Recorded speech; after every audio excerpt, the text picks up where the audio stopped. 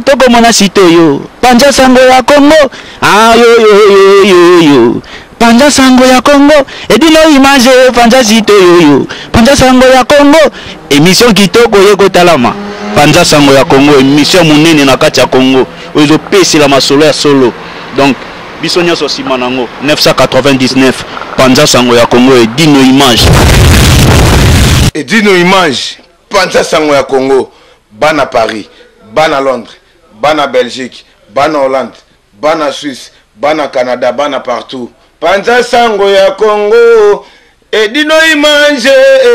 bolanda yango po yango ezana makambo ya solo eutaka na source edino image papa edino image ye azwaka tina source ata fin fond.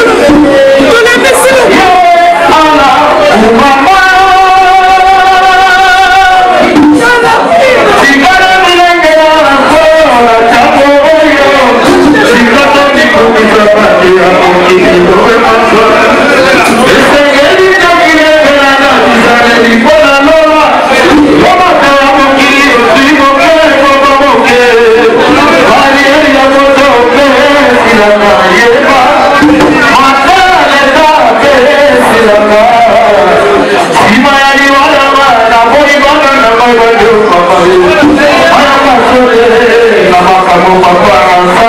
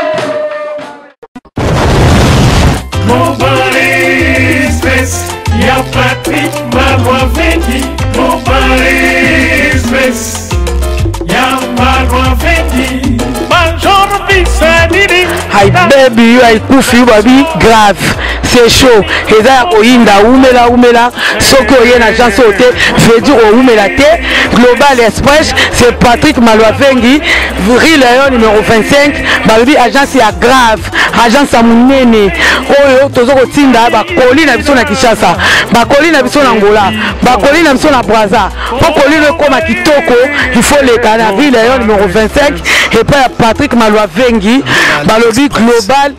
Express souka l'agence au soko yete veut dire au melate pour na kati agence oyo toza na ba service ebele routine ba carton routine bilamba et puis tozali na service moko futi mbongo mutaza na Kinshasa ko traitement au futi mbongo mutakufi na Kinshasa ba kokunda ye kitoko chez Patrick Malwavengi balobi service kitoko soko lingo umela foya na Rue Lion numéro 25 na Global Express chez Patrick Malwavengi souka l'agence ba mama Paris bana bela ba fongole biso eloko kitoko vraiment ngo iumela hatina bilo oneka awa po bilo oneko ba kitoko na bakini po ngaba ba carton ekendaka awa ba bilianda mutina ndam vraiment ngo ya liaka ndamba tinda ndam so ekende na Kinshasa alors po ekende kitoko boya l'agence na biso na Global Express chez Patrick Malwavengi Rue Lion numéro 25 bala poto boya bo umela so bo yete fedi bo umela te ay baby ay kufiu mama l'agence agence aboy besoin nante yangoyo ba melembi na kati ya Château Rouge et ainsi ka obunga te Rue Lion numéro 25 umela